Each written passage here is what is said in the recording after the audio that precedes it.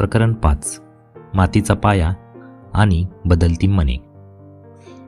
सईच्या वाड्यावरची ती रात्र खूपच अस्वस्थ आणि शांतता भंग करणारी होती. पहिल्या दिवसाच्या त्या हाडं मोडणाऱ्या कष्टामुळे सईचं संपूर्ण अंग अक्षरशः ठणकत होतं.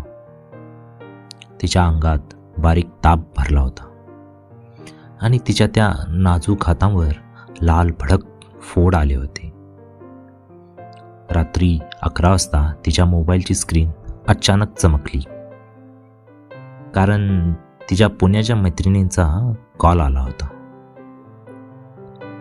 तिच्या मैत्रिणी नेहा आणि रिया, त्या दोघींनी सईचा तो चेहरा पाहिला व्हिडिओ कॉलवर.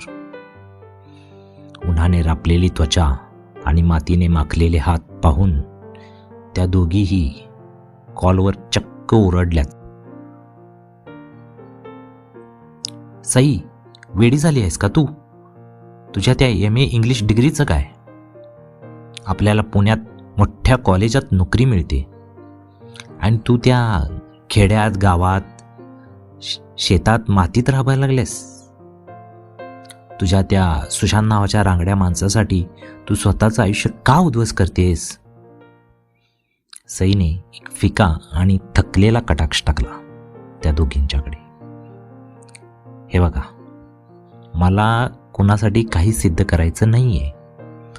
पुण्यात फक्त पुस्तकातला अभ्यास केला होता, पण इथली माती मला आयुष्याचा अर्थ समजावतीये, शिकवतीये. हा सगळा खटाटोप जो काही चाललाय ना, तो फक्त माझ्या वाचनालयासाठी चालू आहे. दुसऱ्या दिवशी रात्री जेवणाच्या पंक्तीवर वाड्यामध्ये एक खूप मोठा स्फोट झाला. विश्वासराव पाटील जेवत असताना त्यांची नजर सईंच्या हातावर गेली. त्यांचे डोळे अचानक रागाने लाल झाले आणि त्यांनी जेवणाचं ताट बाजूला सरकून मोठ्याने ओरडलेच. काय चाललंय हे सई या वाड्यात? माझी एकुलती एक लाडकी आणि शिकलेली पोरगी त्या सुशांतच्या वावरात एका गड्यासारखी, मजुरासारखी राबते. पूर्ण गाव माझ्या नावावर थुंकते ग. पाटलांची पोरगी चिखलात उभी राहून त्या अडाणी पोराचं मिरचीचं पीक वाचवते. लाज वाटते मला. बाबांच्या या अशा बोलण्यानंतर सईने शांतपणे त्यांच्याकडे रोखून पाहिलं. तिचा आवाज आता थरथरत होता, पण विचार मात्र ठाम होते. बाबा, तुम्हीच मला नेहमी सांगितलं होतं की कष्टाला कधीही लाजायचं नसतं आणि दिलेला शब्द कधीही मागे घ्यायचा नसतो. मी त्या सुशांतला शब्द दिलाय आणि तो मी 7 दिवसात पूर्ण करून दाखवणारच. ही फक्त पैज नाहीये बाबा, तर सावर्डे गावच्या भविष्यासाठी रचले एक छोटासा पाया आहे. विश्वासराव पाटील रागाने ताटावरून उठून गेले. पण नंतर रात्री सईच्या खोलीत तिची आई आली. तिने सईच्या दुखऱ्या हातांवर हळदीचा लेप लावला आणि आपल्या लेकीकडे मोठ्या आस्थेने पाहिलं. हे बघ सई, तुझे बाबा वरून जरी कठोर असले तरी आतून त्यांचं मन खूप हळवं आहे. त्यांना तुझ्या कष्टाचं दुःख होत नाहीये, तर तू आजारी पडशील याची भीती वाटतेय त्यांना.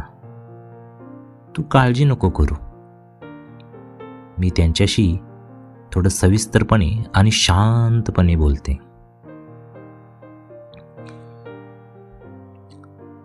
दुसऱ्या दिवशी सकाळी विश्वासराव पाटील कामाला निघत असताना सईच्या आईने त्यांना दारातच थोडं बाजूला घेतलं आणि त्यांच्याशी बोलू लागल्या. अहो पाटील, ऐकलत का? ती सई तुमचीच लेक आहे हे विसरू नका. तुमचाच तो हट्टी आणि जिद्दी स्वभाव तिने वारसा हक्काने अगदी जपून घेतला आहे. तुम्ही विसरलात का तरुणपणी तुम्ही केलेला संघर्ष? आज सई आपल्या गावची प्रगती बघते, तर आपण तिला पाठिंबा दिला पाहिजे. यावर पाटलांनी एक दीर्घ श्वास घेतला आणि त्यांनी काहीच न बोलता मान खाली घातली.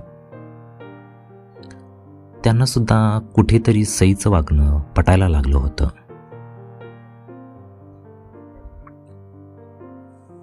तिकडे सुशांतच्या घरातही काहीतरी वेगळंच घडत होतं.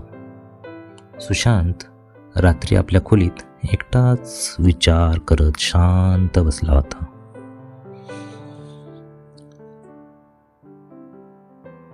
त्याच्या डोक्यात सईचाच विचार येत होता. त्याच्या डोळ्यांसमोर वारंवार सईचे ते कष्ट येत होते. कडाक्याच्या उन्हात काम करताना तिला आलेला घाम आणि त्या जाड पंपाने झालेली तिची दमछाक.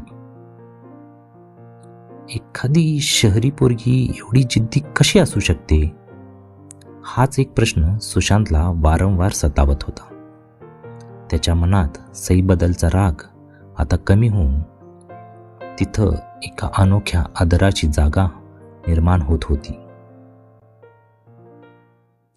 तेवढ्यात त्याची धाकटी बहीण प्राजक्ता आत आली. तिच्या हातात सुशांतसाठी दुधाचा ग्लास होता. दादा, आज वावरातून आल्यापासून एकदम शांत आहेस. प्राजक्ताने हसतच आपल्या भावाला थेट प्रश्न विचारला. सुशांत थोडा दचकला आणि सावरून म्हणाला, काही नाही ग, ती मिरचीच्या पिकाचीच थोडी काळजी वाटते. प्राजक्ताने डोळे मिचकावत हळूच म्हटलं, खरंच फक्त पिकाची काळजी आहे दादा, की त्या सईताईची काळजी वाटायला लागली? आज तू तिला काम करताना अजिबात ओरडला नाहीस, उलट तू स्वतःहून तिला पाण्याची बाटली दिलीस. सुशांतने डोळे मोठे केले आणि खोट्या रागाने म्हणाला, काही काय बोलतेस प्राजू?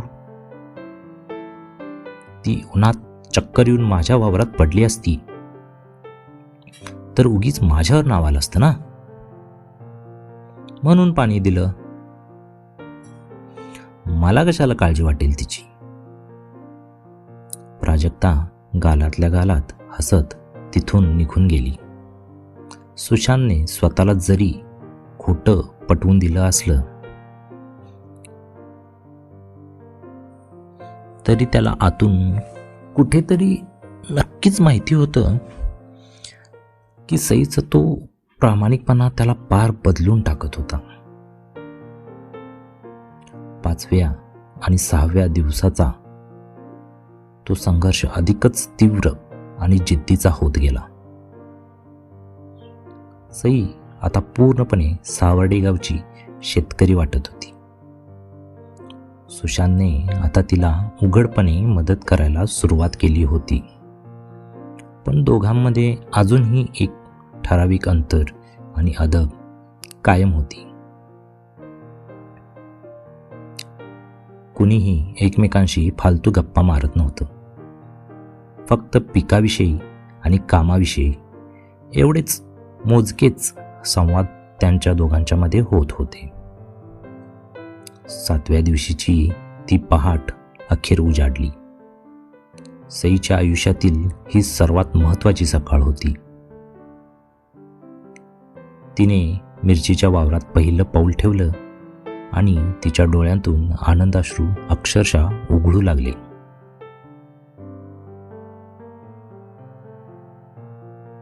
गेल्या 6 दिवसांपासून जे पीक मरणासन्न होतं त्याच रोपांवर आज कोवळी, हिरवीगार आणि टवटवीत पालवी डोलत होती.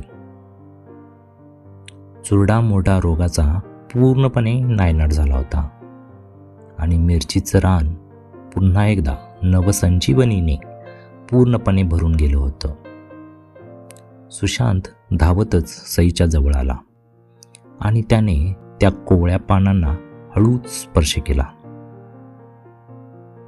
मॅडम, तुम्ही करून दाखवलंत बरं का.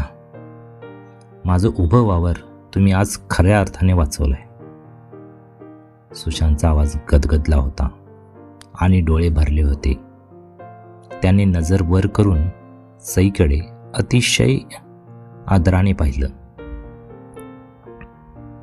मी माझा तो फालतू अहंकार आज हरलोय. तुमचं हे ज्ञान माझ्या मातीपेक्षा अजिबात कमी नाहीये. सईच्या चेहऱ्यावर हे ऐकून एक अत्यंत शांत आणि समाधानी असं हलकसं हसू उमटलं. त्या संध्याकाळी सुशांतने वाड्याच्या बांधावर सईला एक गंजलेली जुनी लोखंडी चावी दिली. मॅडम, ही माझ्या वडिलांच्या जुन्या वस्तूची चावी आहे. तुमची लायब्ररी तिथेच सुरू करा. ती चावी सईच्या हातावर ठेवताना सुशांतच्या बोटांचा हलकासा स्पर्श सईच्या हाताला झाला. सईने चमकून पटकन आपला हात मागे घेतला. सुशांतनेही थोडा उघडून आपली नजर दुसरीकडे वळवली. दोघांच्याही मनात क्षणापुरती का होईना एक अनामिक आणि गोड उरहूर दाटून आली होती. पण दोघांनीही स्वतःला लगेच सावरून घेतलं. चला, आता उद्यापासून वास्तूची साफसफाई सुरू करायची. सई विषय बदलत अत्यंत घाईघाईने म्हणाली. सुशांतने फक्त मान डोलावली आणि तो ट्रॅक्टरकडे गेला. दोघांच्याही वाटा जरी आता वेगवेगळ्या दिशेला जात असल्या तरी त्यांच्या मनाच्या तारा कुठेतरी न कळतपणे जुळायला सुरुवात झाली होती हे नक्की. शिवार हे प्रेमाचं आता हळूहळू आणि अतिशय संथपणे आपली पाळंमुळं घट्ट रोवत होतं. तुम्हाला ही कथा आवडली असल्यास या कथेला लाईक करा. ही कथा इतरांशी शेअर करा. तुम्हाला काय वाटतं ते याबद्दल कमेंट करा. आणि हो, जाताना चॅनलला सबस्क्राईब करायला विसरू नका. धन्यवाद.